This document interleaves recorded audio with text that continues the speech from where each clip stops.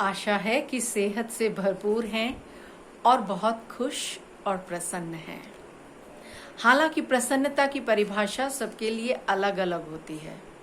यहाँ मैं प्रसन्नता की बात कर रही हूँ, आंतरिक प्रसन्नता की, जो किसी वस्तु से हमें नहीं मिलती, जो किसी स्थिति के कारण हमें प्राप्त नहीं होती, जो किसी व्यक्ति के कारण हमें प्राप्त नहीं होती, या जो भी हम सुख समझते हैं बाहरी या कोई विलासिता, उसके कारण प्राप्त नहीं होती, बल्कि जो हमारे भीतर से हमें मिलती है, उस आनंद, उस सुख की मैं बात कर रही हूँ।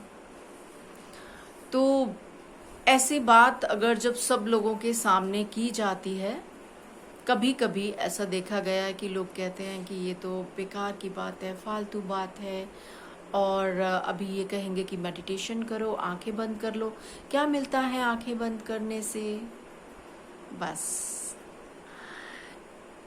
इस बारे में तो फिर एक कहानी सुननी पड़ेगी। एक बार एक व्यक्ति खाना बना रहा था, उसके पास सब्जियां, मसाले सब पड़े थे, और वो बड़े मनोयोग पूर्वक अदरक को कद्दूकस कर रहा था। उसने छौंक इत्यादि लगाया, खाना बनाया, अदरक का टुकड़ा साइड में रख दिया। पास ही से एक बंदर गुजर रहा था, ठीक है, वो अपने आंगन में खाना बना रहा था चूल्हे पर। तो बंदर ने देखा कि ये इसने बड़े ढंग से इसको कद्दूकस किया है और ये इसके अंदर डाला है सब्जी में, क्या चीज़ है ये? तो मैंने आज तक खाई नहीं, मैंने केला खाया है, दूसरे और बहुत सारे फ्रूट खाए हैं, लेकिन ये अदरक तो मैंने कभी खाई नहीं। तो उसने उठाकर अदरक, वो भाग गया वहां से और एक डाल पर बैठकर उसको खाने लगा। जब उसने खाया तो उसे बहुत गंदी लगी, उसने फेंक दिया और उसने कहा, न जाने क्यों ये लोग अपने खाने में इस अदरक को डालते हैं। तो उसने तो पूरी अपनी बंदर बिरादरी को बता दिया कि इसमें कुछ भी खास नहीं है, ये एक बहुत ही बेकार की चीज़ है। तो मित्रों, कुछ ऐसा ही होता है जब हमने ध्यान की गहराइयों का अनुभव नहीं किया होता, या हमने सात्विक आनंद को अनुभव नहीं किया होता, तो हम कहते हैं कि ये बेकार की चीज़ है, सब फ्रॉड है, सब बकवास है। क्योंकि बंदर क्या जाने अदरक का स्वाद।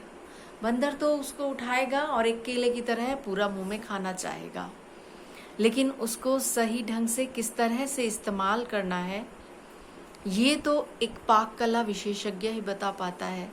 जैसे भोजन के बारे में एक अच्छा विशेषज्ञ बता पाता है कि कैसे भोजन बनाना है, एक डॉक्टर बता पाता है कि कैसे दवाई का सेवन करना है, एक पेंटर बता पाता है कि रंगों का इस्तेमाल किस तरह से करना है, एक अध्यापिका आपको अच्छी तरह से भाषा का प्रयोग करना सिखाती है, एक बेहद मंजा हुआ कोच आपको खेल के मैदान में खेलना सिखाते हैं। इसी तरह से ध्यान के लिए भी कुछ छोटे छोटे निर्देश आपको आपके आध्यात्मिक गुरुओं के द्वारा मिलते हैं, और ये एक भ्रामक बात ऐसे फैला दी जाती है कि सभी गुरु, सभी आचार्य, सभी फ्रॉड हैं। ये तो वही बात हुई कि अगर कोई एक डॉक्टर या किसी एक हॉस्पिटल में कोई एक कार्य गलत किया जाता है, तो उसके लिए आप सारे चिकित्सा जगत को फ्रॉड कह दें। तो मैं ये कहना चाहती हूँ कि आप इस तरह से ना समझें, और आप मेडिटेशन का महत्व समझें और थोड़ी देर मेडिटेशन ज़रूर करें। इस वीडियो में तो इतना ही कहना है।